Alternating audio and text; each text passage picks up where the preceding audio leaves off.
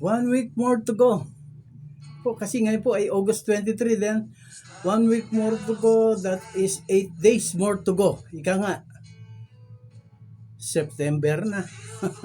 Bare months na, ano po, Christmas na naman, parang kailan lang, oh. Parang hindi pa nga, wala pa nga nagagawa na masyado, eh. Talaga namang, ganyan talaga ang panahon na, binigay ng Panginoon na kailangan minamadali yung panahon na ganyan, sapagkat merong nais ipagawa ang Diyos sa atin na dapat po nating matapos agad-agad. Ano po? Okay, ngayon po ay patuloy po tayo mag-aaral sa mga salita ng Diyos. Ngayon po ay ang ating pong pagsasama-samahan ngayon ay ganoon pa rin po yung pinag-aaralan po na a bridge not too far. No po, ang ating pong pinagbabatayan po ng ating pag-aaral ay nakatala po doon sa aklat po ng Isayas, no po, kabanatang 30, talatang 11 hanggang sa 21. No po, ang po ay ganito yung ngayon. Doon po sa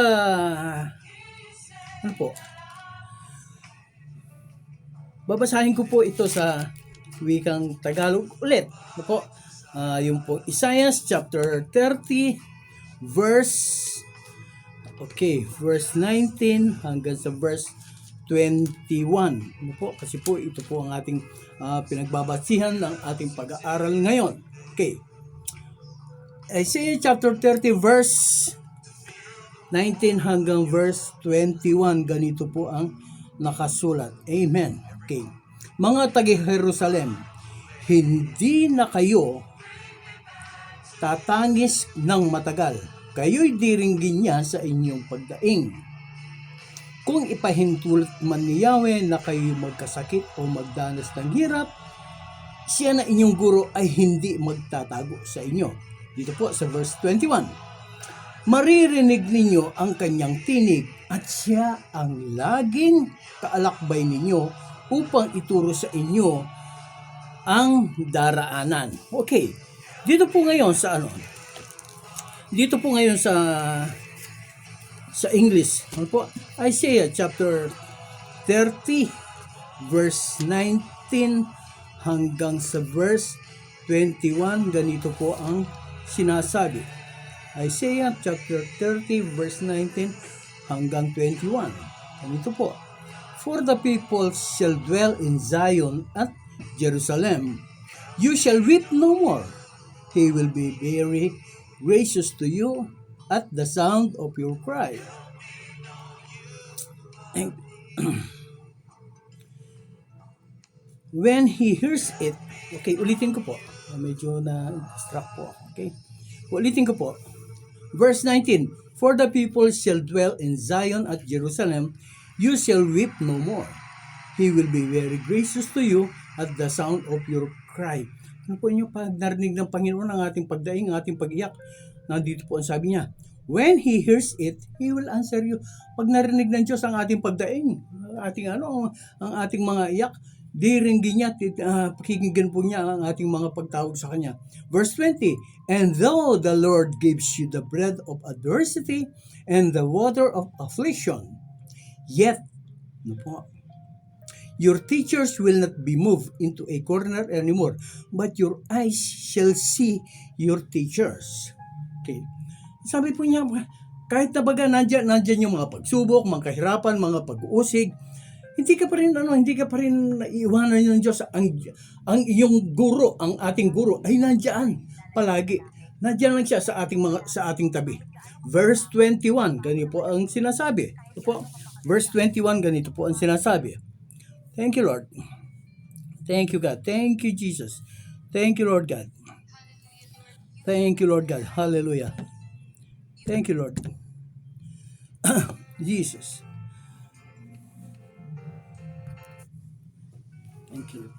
Verse 21, your ears shall hear a word behind you saying, this is the way. Sa inyong likuran ay meron kayong marinig na tinig. Ang sasabi na, ito ang daan. No po? This is the way. Walk in it. Dito kayo dumaan. Yun po yung sinasabi. Whenever you turn to the right hand or whenever you turn to the left. Pag kayo ay pag kayo ay napupunta sa kaliwa, pag kayo ay napupunta sa kanan, mayroon kayong maririnig na tinig sa inyong likuran. Ito po yung ating konsensya. Isipin po natin alalahanin po natin. Pag meron tayong pagkukulang mga pagkakamali na gagawa na hindi po kalooban ng Diyos, yung po nakakapagbigay po ng sama ng loob, hinanakit sa Diyos. Yung konsensya po natin, kahit pa paano meron pong guilty feeling din sa ating damdamin po. Sabi nga po dito whenever you turn to the right hand or whenever you turn to the left, this is the way, walk in it. Ito ang daan. Ito ang daanan ninyo. Ngayon po, dito sa Kapampangan. Babasahin ko po yung Kapampangan. Dito na lang po sa verse 21. Ano po? Ganito po.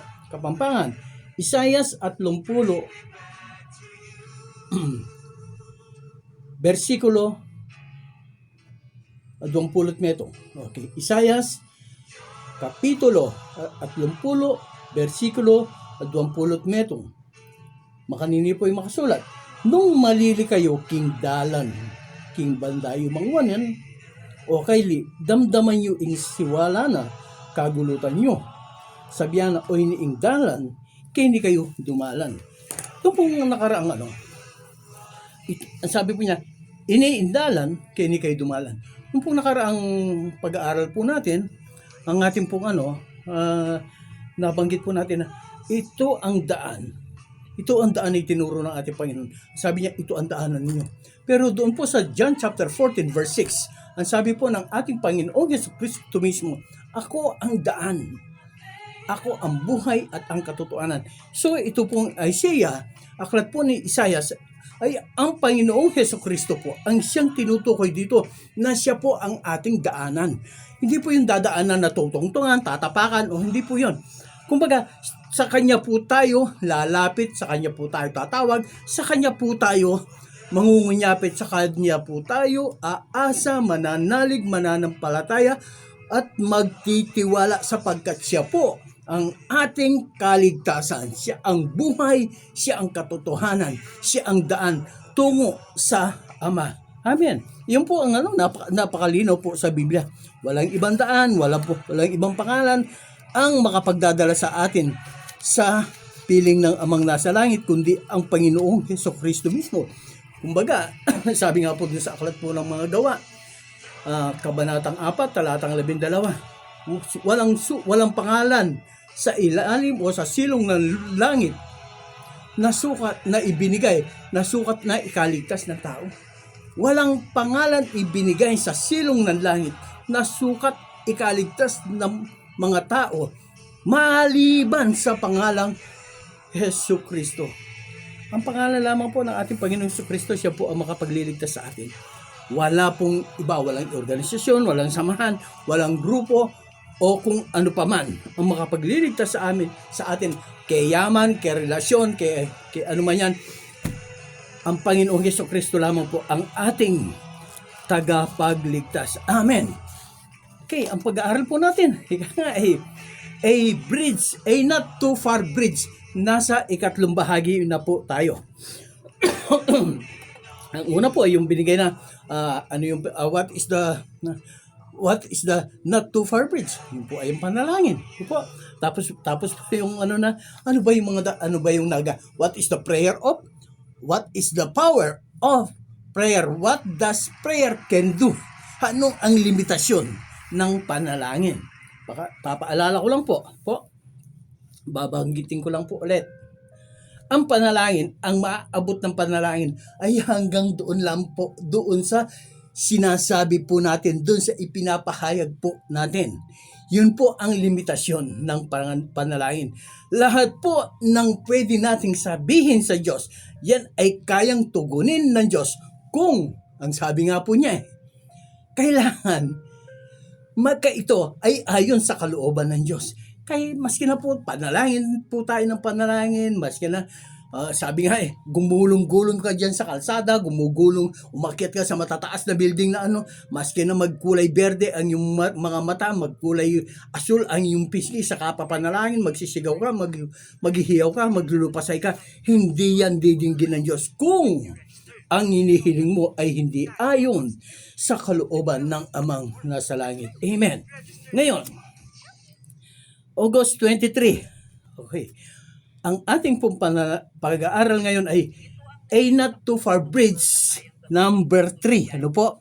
Ito po yung ito po yung sinasabi na ano po? Okay. Alamin po natin ang gusto ko pong tunghayan po natin ngayon ay yung po bang pananalangin at pagsasalita o pakikipag-usap ay pareho, o yung sa English po yung thus prayer and praying and talking to God is the same. Okay. Pray, ito muna po. Praying and talking to God is an honor given by God to every person who wants to talk to God. Ano po?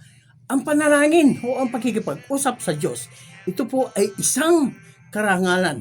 Ito po, karangalan po ang tayo po ay makikipag-usap sa Diyos. Sipin po ninyo, makausap po nga lang yung mayor ng siyudad ninyo Talagang ang saya ng pakiramdam mo Makausap mo yung si congressman. Ang saya mo talagang puring-puri ka ng mga tao na buti siya. So ito po ay isang karangalan na nababanggit ng mata. Buti pa siya, nakausap po niya si congressman. Buti pa siya nakakasama niya si mayor, si governor, si senator. Nakakausap. Gasino pa kaya ang ating Panginoon? Ang ating Diyos na siyang ating nakakausap, higit po na karangalan ang ating dapat na madama dyan. Pagpasalamat, magpuri, sambahin, dakilain po natin ang ating Panginoon, ang ating Diyos, ang ating manlilikha, ang gumawa ng langit at ng lupa at lahat ng bagay dito, may buhay man o wala, na nasa kalupaan, nasa tubig o nasa buong kalawakan. Purihin, sambahin ang pangalan ng Diyos. Amen. Praying is an honor. Communing with God. Ano po ninyo, minsan po, nabasa po natin yung Isaiah chapter 30, verse 21. Ano po? Tinuro po sa atin ng Diyos kung ano ang daan. Tinuruan po niya tayo na manalangin. Ano po? Ang panalangin ay, ano ang kapangyarihan ng panalangin? Ngayon, dito po sa 1 Thessalonians chapter 5 verse 17 ay mayroon po nakasulat doon. Ang ating pong pag-aaral ay ang ating pong pag-aaral ngayon, dalawa po ang scripture o dalawa po ang talata sa Biblia na ating pinagbabasihan. Yung una nga po ay yung Isaiah chapter 30 verse 19 hanggang sa verse 21. Tapos po, ngayon, ang ating pagbabasihan na ating iduduktong ay ang 1 Thessalonians chapter 5, verse 17. Ano po ang nilalaman yan? Pray without ceasing. Alam po ninyo, yung pray without ceasing, marami pong mga wrong notions, wrong speculations, wrong understanding. Kasi po, pagdating sa pray, yung akala ng iba, pag sinabing pray, nakaluhod ka, nakadao pa mga kamay, magkatiklop na ganun, tapos nakapikit. Ganun, wala kang kausap na iba. Yun po ang madalas na iniisip ng tao pag sinabing pray. Pero sinabi nga po na what is the difference? Is there any difference between praying and talking to God? Wala. Aralin po natin. Una, prayer is a more comprehensive. Mas malawak po.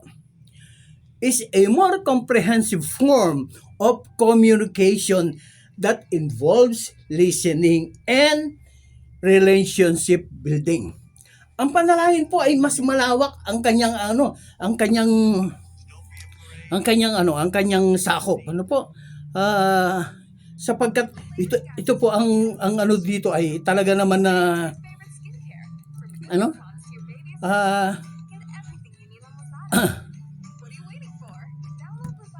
okay, yun nga sinabi na okay, ito po ay talaga namang pag sinabing prayer, hanggang dun eh. Kailangan yung mayroon, ikaw ay nakikinig din doon sa mga sinasabi mo. Hindi yung salita ka lang ng salita, tapos ganito lang ng ganito na okay. Ganun lang yun na yun ba yun? Prayer. Sabi nga, praise God. Pero yung talking, okay, what is talking naman? Yung pong talking with God, po? Okay. Yung talking with God is more on monologue po. Kumbaga, more on general term. Po? Ito po ay general term na ito po ay talagang hindi po siya ganun ka na para kapag when you are talking para kang nagle-lecture, para kang kumbaga nagbibigay ng instructions, para kang para kang nag-teacher na nagtuturo. Po? Yun po ang ng talking. When you talk to God, para kang parang discourse. Yun nga, para kang nag-i-speech. Kumbaga yung monologue ba ang tawag doon? Monologue. Kasi ikaw lang nagsasalita eh when you are talking. But when you are praying, there is this listening and relationship building. But to sum it all, the bottom line is we are communicating with God or we are talking to God pag tayo po ay nagpipray, pag tayo po ay nagsasalita. Ngayon, praise God. Tanong naman po natin, ang sagutin naman po natin ay yung ganito. Why do people call on God? Why do you call on God? Huh? Why do they call on God? Yan po ang unang tanong na dapat po nating masagot. People call on God because dito po ay nakasulat ang Biblia po magsasagot yan sa bakit po tumatawag ang tao sa Diyos?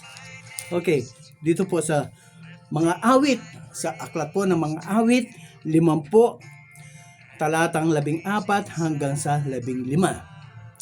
Offer to God thanksgiving and pay your vows to the Most High. Call upon me in the days of trouble and I will deliver you. Bakit po tumatawag ang tao? Po, kasi yun nga po sabi natin kanina yung pong praying at ang talking ay pakikipag-ugnayan po sa Diyos. So ang tanong po natin dito ay why do they call on God? Po, they call on God because they are in trouble. Po? Tumatawag sila sa Diyos kasi may problema sila. Meron silang kinakaharap na matinding sitwasyon na hindi nila kayang haraping mag-isa. Po, may mga problema, mayroong mga suliranin. Na alam po niyo, ang isa sa mabigat na mga suliranin, mga problema na kakaharapin ng mga tao na yung pong sa kasalukuyan po ngayon sa gobyerno po natin. Meron na lalaman ng mga anomalya sa mga proyektong ganito pa, sa mga proyektong ganyan. So darating po ang araw, sila pong lahat ay ididemanda. Yan po ang pinakamabigat. Po. So, pag may problema, may suliranin, may mga bigatin, mayroong mga alalahanin, ang tao ay tumatawag. Yun po ang mahirap Yun po ang masama They call on God. Pag mayroon lang mga problema, mayroon lang mga pinagdadaanan, mayroon lang mga suliranin, mayroon lang mga dumarating na mga mabibigat na kakaharapin. Pero pag okay ang lahat, forget God, forget. Never mind, do not call on God, do not pray, do not talk to God. Basta okay ang buhay ko, okay na. Walang pakikipag-usap sa Diyos, walang pakikipag-ugnayan sa Diyos.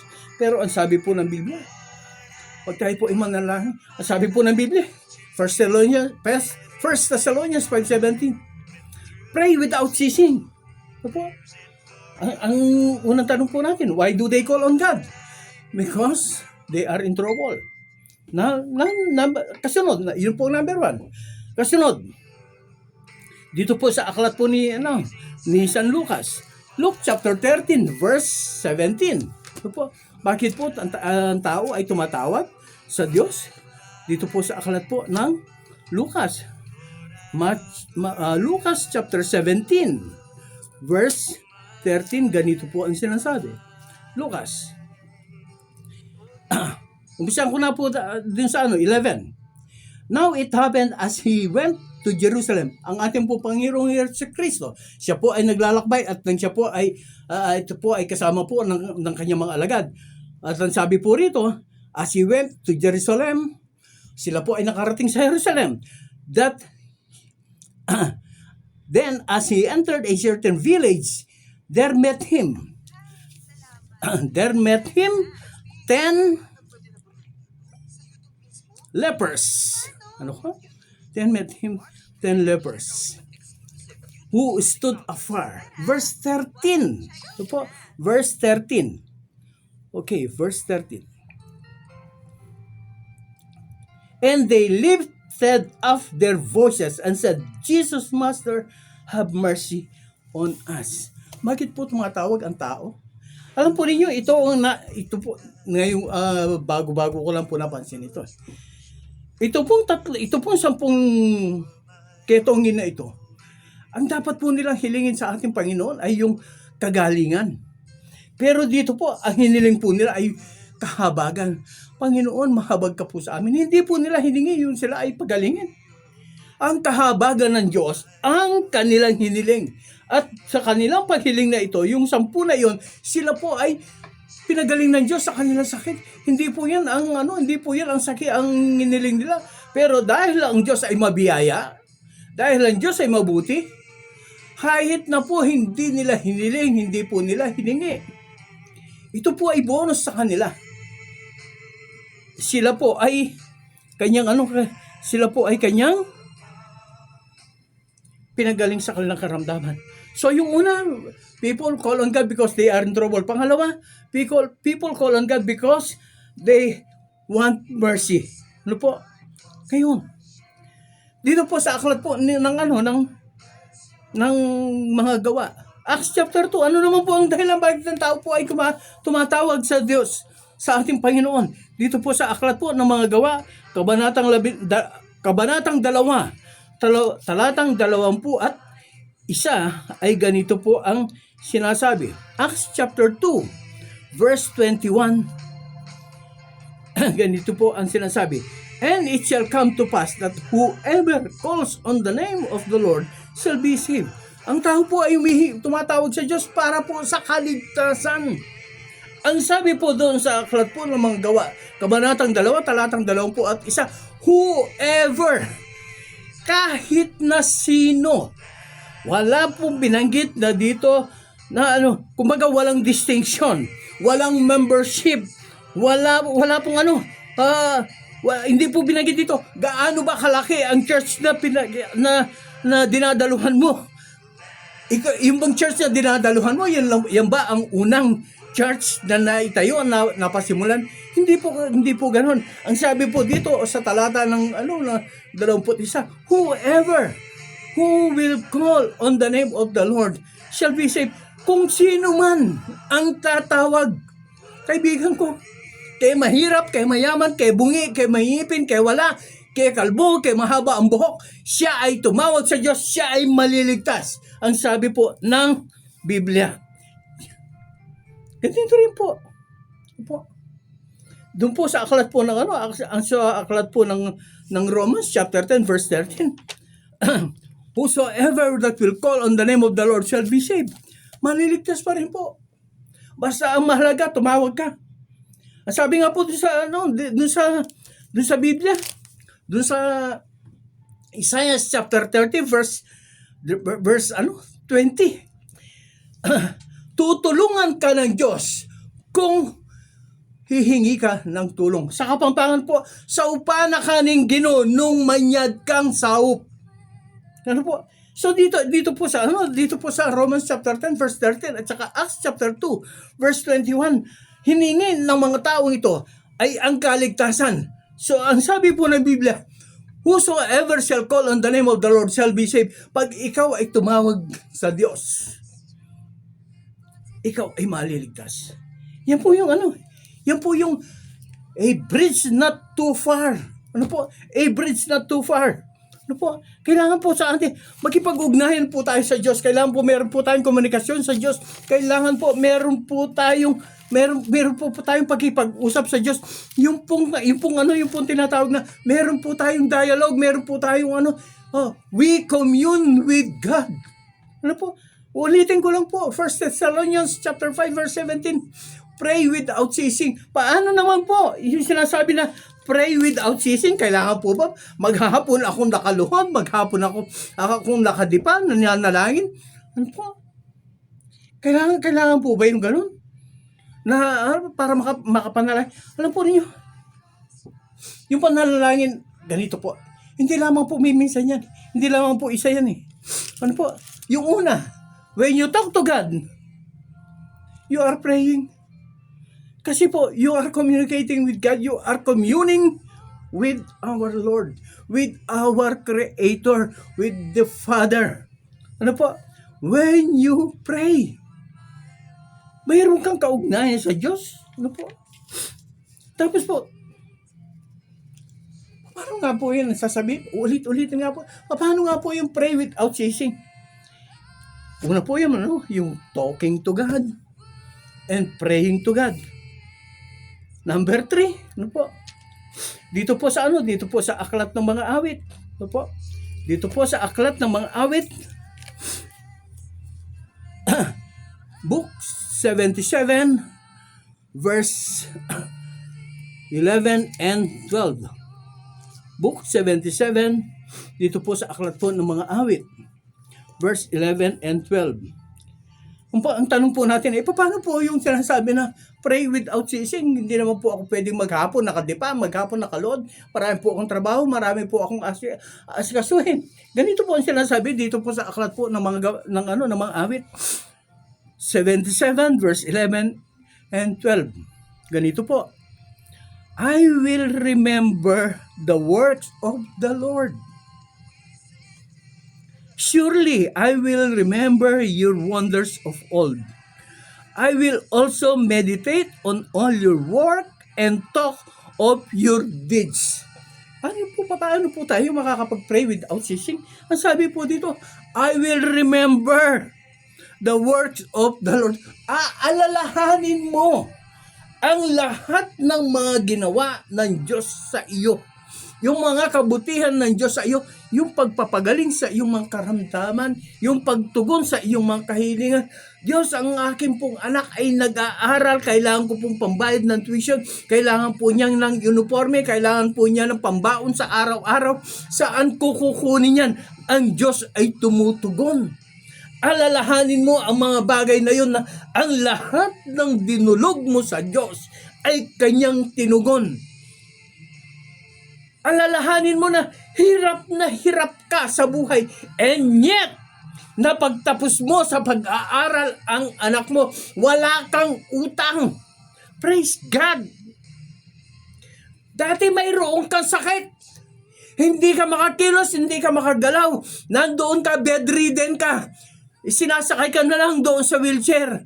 Wala kang magawa, wala kang maitulong para sa iyong pamilya, para sa iyong sambayan. Pero nung ikaw ay lumapit sa Diyos at inalala mo ang lahat ng kanyang mabubuting gawa sa iyong buhay, yun po ang kaparaanan mo na magagawa mo para ikaw ay makapanalangin. Diyos, hindi ko po magawa ang mga ginagawa, kundi inaalala ko po ang iyong mga kabutihan sa akin nung ako po ay malakas pa, nung ako po ay nakakalakad pa, nung ako po ay nakakapagtrabaho pa. Inaalala ko po ang lahat ng iyon. Then you are praying without ceasing.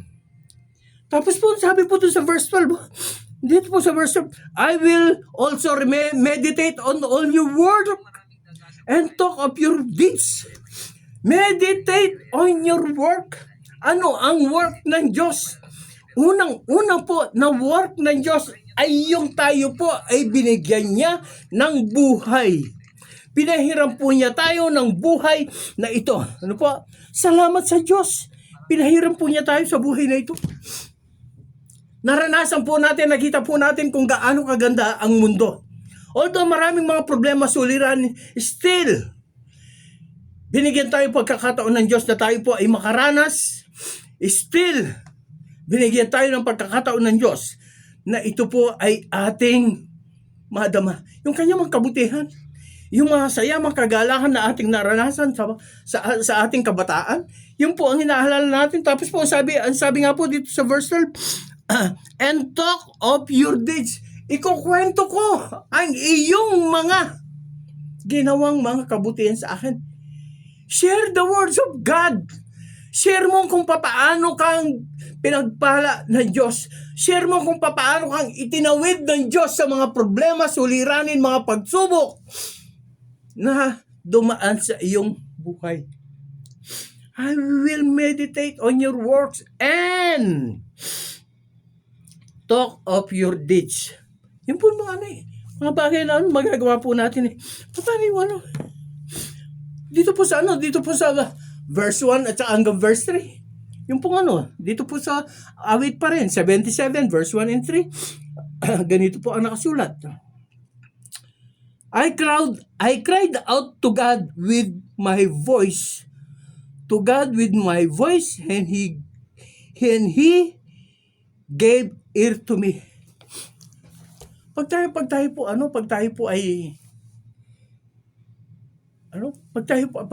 ay lumalapit sa Diyos, pag tayo po ay tumatawag sa Diyos, tiyak 100% pakikinggan po tayo ng Diyos, naririnig po tayo ng Diyos. Sabi nga po doon sa ulitin ko lang po ito, nabanggit ko na ito na minsan. Isaiah chapter 65 verse 24, ang sabi po doon, bago pa sila tumawag, tinugong ko na ang kanilang mga kahilingan. Yun po sinasabi ng Diyos. At ito po yung I cried out to God with my voice. Umiiyak ako sa Diyos. Ang aking tinig, umiiyak ako. Ano po niyo sa ito ni Solomon, yung itong na ito, umiiyak siya na baka hindi na nga siya nakakapagsalita umiiyak siya So ang narinig na lang ng Diyos dito yung iyak niya. Pero nakikita ng Diyos ang laman ng kanyang puso, ang laman ng kanyang damdamin. Kaya tinutugon po niya ang ating mga panalangin. Ang sabi nga po sa Biblia, with your groaning, sa ating mga pagdaing lang, tinutugon na ng Diyos kahit na po walang salita, walang kataga. Alam ng Diyos kung ano ang laman ng ating puso at damdamin. Kung yan ay ayon sa kanyang kalooban, tutugunin po niya ang ating mga kahilingan. Tuloy ko po yung pagbasa. Verse 1 pa lang po yung binasa ko Verse 2. In the day of my trouble, I sought the Lord. Sa panahon ng aking mga problema, suliranin, magkaguluhan sa aking buhay, hinanap ko ang Diyos. I sought the Lord.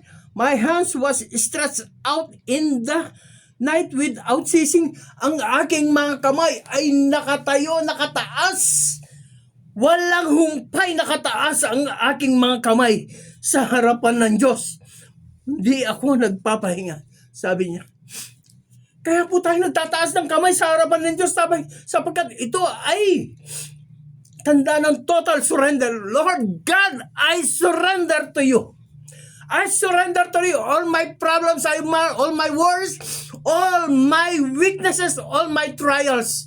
Yes, Lord God, I surrender them all to you. I put them on your feet, oh God. I surrender them all, oh God. Yes. I-surrender po natin. Ibigay po natin sa Diyos ang lahat-lahat. Ang lahat po ng ating mga problema, silarian, mga bigatin, ibigay po natin sa Diyos. Huwag po natin dalhin yan. Ang sabi nga po sa Biblia, I came to give them life and life abundantly. Dumating ako upang bigyan sila ng buhay at ng masaganang buhay. Hindi po dumating ang Diyos para bigyan tayo ng problema, suliran, dagdagan ang mga kahirapan na ating naranasan. No. Ang Diyos ay mabuti sa atin. Ang Diyos ay napakabait sa atin. Ang Diyos ay mahabagin. Ang Diyos ay matulungin. Hindi niya tayo pahihirapan. Ang sabi nga sa Biblia, I will never leave you nor forsake you. Hindi kita iiwan o hindi kita iiwanan. Lagi akong nandiyan sa iyo. Ano po yung sinasabi na pray without ceasing? No? Alalahanin mo lang yung mga kabutihan ng Diyos sa buhay mo. You are praying, you are talking to God. The bottom line there is, you are communing with God. Diyos, Panginoon, inaalala ko po ang iyong kabutihan sa akin. Hindi man po ako makapagsalita. I am not very eloquent. Pareho doon po sa mga ano doon na ang galing manalangin, ang galing magsalita. No, hindi po ako ganoon. Pero Diyos, alam mo po ang laman ng aking puso, damdamin. Thank you, Lord God. Thank you, Lord God. Isa, paano po tayo makakapag-pray without ceasing? Dito pa rin po, sa aklat po ng mga awit. 71, verse 24 naman. Awit, 71, verse 24. Ganito po. My tongue shall also talk of your righteousness all the day, for they are confounded, for they are brought to shame. Ano po? Ang sabi po dito, my tongue shall talk of your righteousness. Ang bibig kong ito, ang dila kong ito, ipapahayag ko ang iyong mga kabutihan, ang iyong mga katwiran. Ikukwento ko, ipagmamarites ko ang lahat ng imang kabutihan ng Diyos. Hindi man po ako nananalangin. Pag ako po ay nakikipag-usap, pag ako po ay nakikipagkwentuhan, ipinagyayabang ko, Diyos, ang iyong mga kabutihan sa akin, ang iyong mga kadakilaan sa buhay ko. Diyos, ganun po ako. Hindi ako marunong manalangin, Diyos eh. Pero ipinapahayag ko ng aking mga labi, ng aking dila, ang iyong mga kabutihan sa akin. Amen. Paano pa po tayo paano pa po yung praying without ceasing? Okay. Pamamagitan, minsan po kasi, po ninyo, nung nandun ako sa isang pananampalataya, ito po kasi nababasa ko na sa Biblia ito noon eh. Pero pag ito po ay nababanggit ng iba, nung nandun pa po ako sa pananampalataya noon, pag binabanggit po yung ipalakpak mo ang iyong kamay, papuri parangal sa Diyos. Ano po? Nagagalit sila. Saan ba sa Biblia yan? Sabi nila. Kasi po ang bawal nun eh. Binabawal sa Biblia, sa mga miyembro na. Huwag basahin ng Biblia. Ito po. Huwag daw pong basahin ng Biblia. Ang Diyos mismo ang nagsabi na ang Diyos mismo ang nagsabi doon sa aklat po ni Joshua chapter 1 verse 8. Sabi po niya, huwag mong kaligtaan, basahin ang aklat na iyon. Bulay-bulayin mo araw at gabi. Ang bira yan, Bulay-bulayin mo araw at gabi. Doon po yan sa Old Testament, Joshua 1:8. Pagdating po dun sa New Testament, Revelation chapter 1 verse 3, sabi po niya, mapalad ang taong bumabasa, nakikinig, at gumaganap sa mga bagay na nakasulat sa aklat na yan. Pagkat siya ay pagpapalain. Ano po yan? Ito po, sabi nga po na, paano tayo makakapag-pray without ceasing? By clapping our hands. Ano po? Awit po. Hindi po tayo aalis dito sa awit. Ano po? Awit 47. Okay? Verse 1 hanggang 20. Okay. Awit 47. Dito na lang po sa verse 1. Okay. Oh, clap your hands, all you people. Shout to God with the voice of triumph. Yung pong pagpalakpak sa Diyos, yung pong pagsigaw ng papuri, parangal, at pagsamba, ito po ay kaparaanan ng praying without ceasing because we are giving glory to God. Yes, sabi nga po dito, oh, clap your hands. All you people shout to God with the voice of triumph. Thank you, Lord! Purihin ka o just shout with triumph. Yun na lang po. Verse 1. Doon po sa ano yun? Clapping of hands. Ano po? Okay. Sino po sino po ang lahat ng binibigyan ng ano na ano po ninyo, minsan nakakatakot yung mga ano eh. Minsan, yung sinasabi na, totoo ba yan nakasulat na yan? Basahin po natin. Ano po? Yung mga, dito sa 47:1. Ang sabi po rito all you people, ano po? All you people, clap your hands. Ngayon, dito naman po sa aklat ng 98, ano? Psalm 98 verse 7 and 8, ganito naman po ang sinasabi. Psalm 98 verse 7 and 8, let the sea roar. Yung pong dagat, no po? Let the sea roar and all its fullness, the world and those who dwell in it. Let the rivers clap their hands.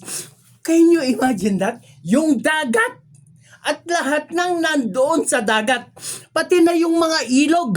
Sabi po rito, verse 8, let the rivers clap their hands, let the hills, maski na po yung mga bundok, ano po, lahat ay inuutusan na ipalakpak ang mga kamay. Praise God!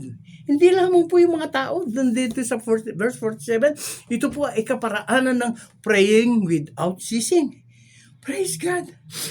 Praise God. Hallelujah. Ngayon, ito po yung mga bagay na we pray without ceasing. Ito po ay mawawalang tinig. There is no words, there is no praying, there is no talking. Puro mga lang to, body movements lang po ang ginagawa ng mga taong ito. Ano po? Pati nga po yung mga ang kalikasan, tinutusan ang dagat at lahat ng laman na naninirahan doon sa loob ng dagat ay magpuri, ipalakpat ang kamay doon po sa mga ilog. Sabi nga po, clap their hands. Yung mga bundok, praise God. Ngayon, maliban po din sa pagpalakpak. Ano pa po ang magagawa natin? 98 verse 4 hanggang verse 6. Hindi po tayo aalis dito. 98 verse 4 hanggang verse 6. Ganito po. Shout joyfully to the Lord, all the earth. Break forth in songs. Rejoice and sing praises. Ano po dito? Ang sabi dito? Break forth in songs and sing praises to God. Tayo po ay umawit ng mga papuri at pagsambang awitin sa Diyos. Yung po ang paraan, Hindi tayo nakakapanalangin, hindi natin nakakausap ang Diyos sa pamamagitan ng ganyan at ganito. Pero tayo po ay umaawit at sa ating pag-awit, tayo po ay umaawit ng mga papuri, pagsamba, parangal sa Diyos. This is how I make praying without ceasing. Praise God! Praise God! Umawit ka ng papuri at pagsambang awitin. Ikaw ay gumagawa ng walang humpay na pananalangin. Okay. Maliban po dun sa clapping of hands, maliban po dun sa pag-awit, yung pagkanta, ano pa po? Dito naman po, sa aklat po ng ikalawang Samuel, Samuel chapter 2, 2 Samuel chapter 6, verse 12 hanggang 16. Chapter 6, verse 12 hanggang sa verse 16. Yung una po, clapping of hands. Pangalawa, singing of praises. Pangatlo ay ganito po. Ito po ay mga praying without voice, without talking. Ano po? Okay. 2 Samuel chapter 6, verse 12 hanggang 16. Ganito po ang sinasabi. Thank you, Lord. Now it was told King David saying, the Lord has blessed the house of Obed-Edom and all that belongs to him because of the ark of God. So David went and brought up the ark of God from the house of Obed-Edom to the city of David with gladness. And so it was when those bearing the ark of the Lord had gone 6 paces. Ano po? Pagkatapos na sila ay makahakbang pa lamang ng 6 na hakbang, that he sacrificed oxen and fattened sheep. Siya po ay naghandog na ng mga tupa. Mga tupa. Tapos po, dito sa verse 14. Then David danced before the Lord with all his might. Alam po ninyo, yung pong ating ginagawang pagsamba, pag-indak, pag tayo po ay nandoon siya sa church, tayo po ay umaawit, tayo po ay kumakanta ng mga papuri, ng mga pagsambang awitin. Tayo po ay umiindak-indak sa ating ginagawa. Tayo po ay nakakapagpuri. We are praying without ceasing sa pamamagitan po ng pagsayaw. We are praying without ceasing by way of dancing for the glory of God. Ito po, si David po, si David po, hari yan. He is the king of Jerusalem. He is the king of Israel. Pero siya po ay sumayaw sa Diyos. Ito po ang praying without ceasing na ginawa po ni Samuel. Siya po ay lumulundag. Siya po ay sumasayaw. Alam po ninyo, nakakalungkot. Nakakalungkot. Meron po doon sa church. Yung mga katabi talagang pumapalakpak, talagang tuwang-tuwa, talagang masaya-masaya. Sila po ay umiindak, sila po ay sumasayaw pag nagbibigay ng papuri at pagsambang awitin sa Diyos. Pero yung iba parang mga tuod, parang mga patay. Walang reaksyon. Kaya naman pagkatapos ng church, pag sila ay lalabas, tingnan mo, walang sigla ang kanilang buhay. Walang kasigla-sigla. Makikita mo na parang nung dumating siya sa church ay napakabigat ng problema. Paglabas niya sa church, mas lalong mabigat ang problemang dala-dala niya. Bakit? Hindi niya naranasan na dama ang presensya at kapangyarihan ng Diyos. Pag ikaw ay nandoon sa presensya at kapangyarihan ng Diyos, umawit ka, itaas mo yung kamay, pumalakpak ka, umindak-indak ka, sumayaw-sayaw ka. So what? Kung ano man sabihin ng katabi mo, ikaw ay nagpupuri para sa Diyos, hindi ka sumasayaw, hindi ka lumulundag, hindi ka pumapalakpak para sa katabi mo, kundi ito ay ginagawa mo para ikaw ay makapanalangin ng walang humpay sa Diyos sa pamamagitan ng iyong mga kilos at ng iyong mga gawa. Pumalakpak ka, umawit ka. Yes. Alalahanin mo ang mga kabutihan ng Diyos sa iyong Okay. Ngayon, sir, hindi po ako hindi po ako marunong kumanta Yung boses ko, boses palaka Yung parang ginagahit na semento at saka ng ng lata Kaya, hindi po ako marunong kumanta, hindi po ako pwede. Tapos po, yung pagsasayaw po ako, hindi po ako marunong sumayaw, parehong kaliwa yung pa ako. Hindi po ako pwedeng sumayaw. Tapos po, hindi ako marunong manalangin. Talagang utal-utal ako, bulol-bulol ako. Anong po ang pwede kong gawin? Okay. Ganito naman po, sa awit po. Alam po niya, hindi po mauubusan ang salita po ng Diyos. Awit 150. Verse 1 hanggang verse 3 hanggang verse 5.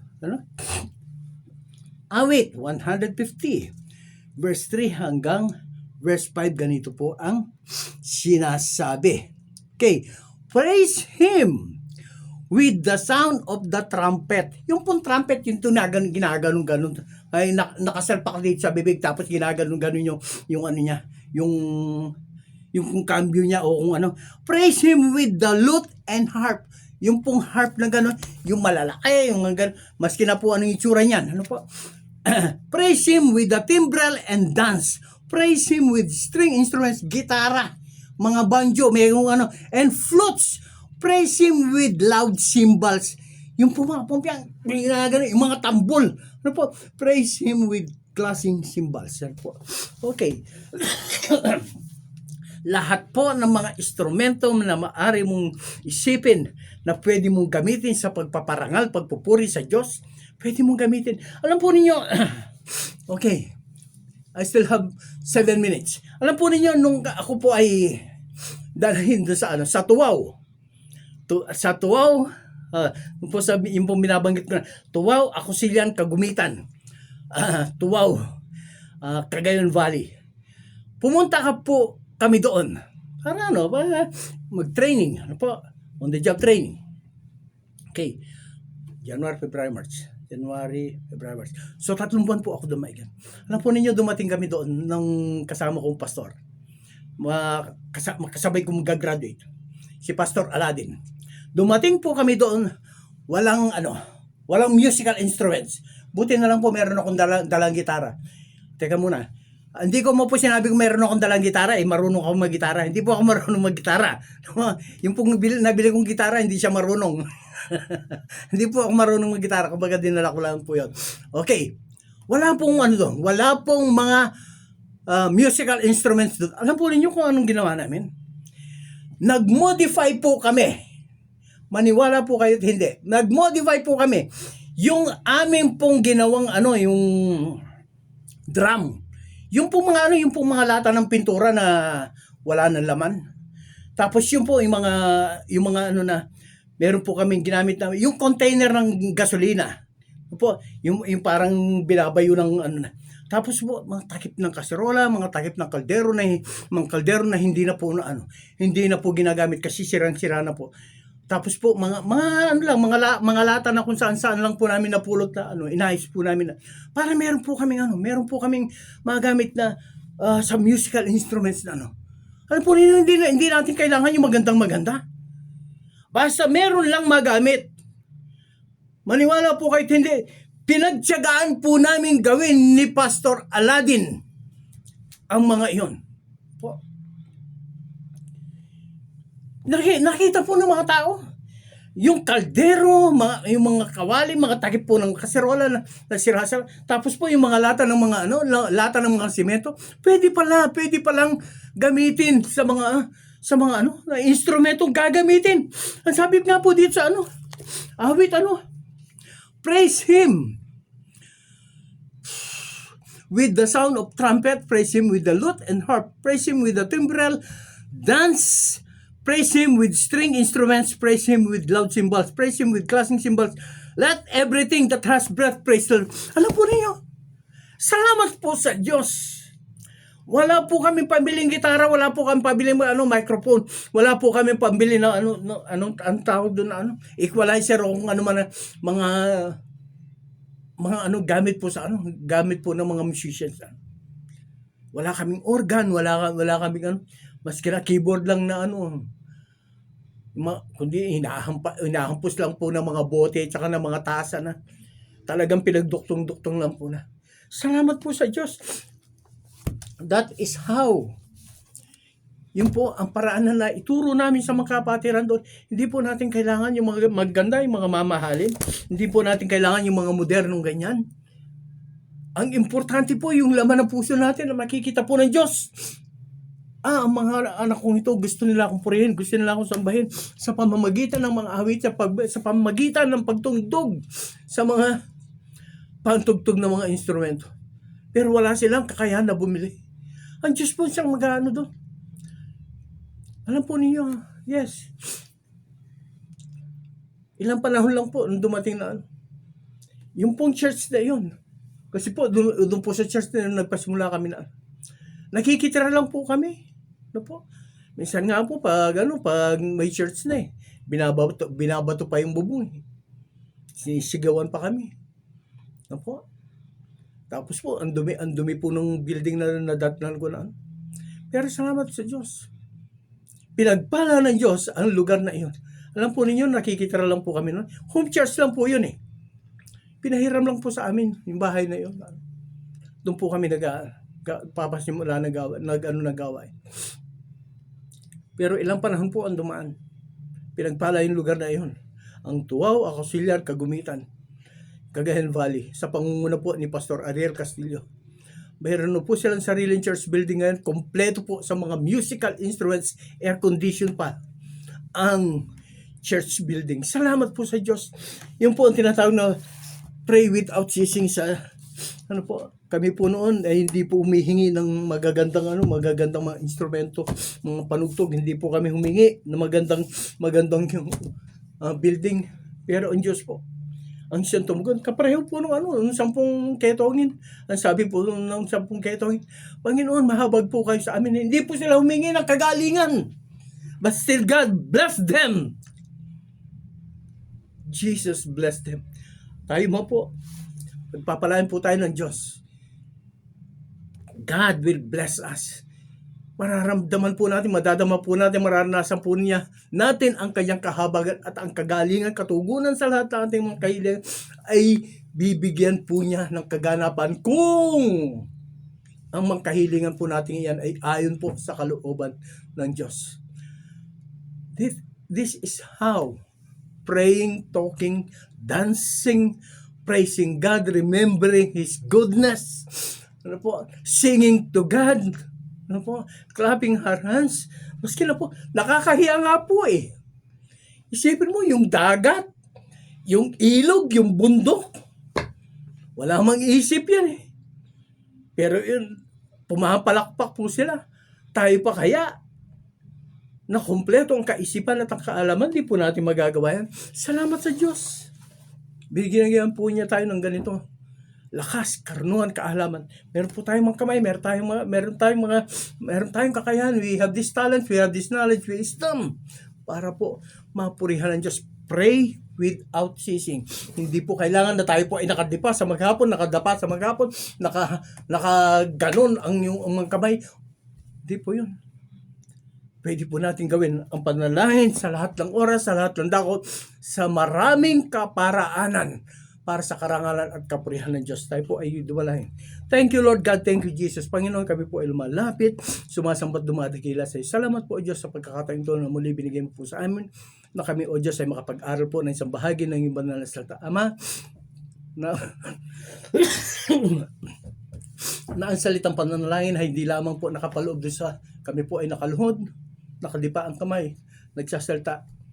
Hindi lamang po nakapaloob doon sa kami po ay nakikipag-usap sa iyo. Hindi lamang po nakapaloob doon sa inaawitan ka namin ng mga papuri pagsambang awitin. Hindi lamang po nakapaloob doon sa pagpalakpak ng aming mga kamay, pagsayaw. Diyos, lahat po ng bagay na maaari namin gawin na ikaw po ay maparangalan, mabigyan kasiyahan. Diyos, ito po ay kaparaanan ng praying without ceasing. Purihin ka, O Diyos, sambahin ka, dakilain ka, sa pangalan Ama na yung bugtong na anak na si Kristo Jesus, sa presensya at kapangyarihan ng Santong Espiritu. Amen at amen. Thank you, Lord. Eksaktong alas 6. Praise God. Magandang araw po.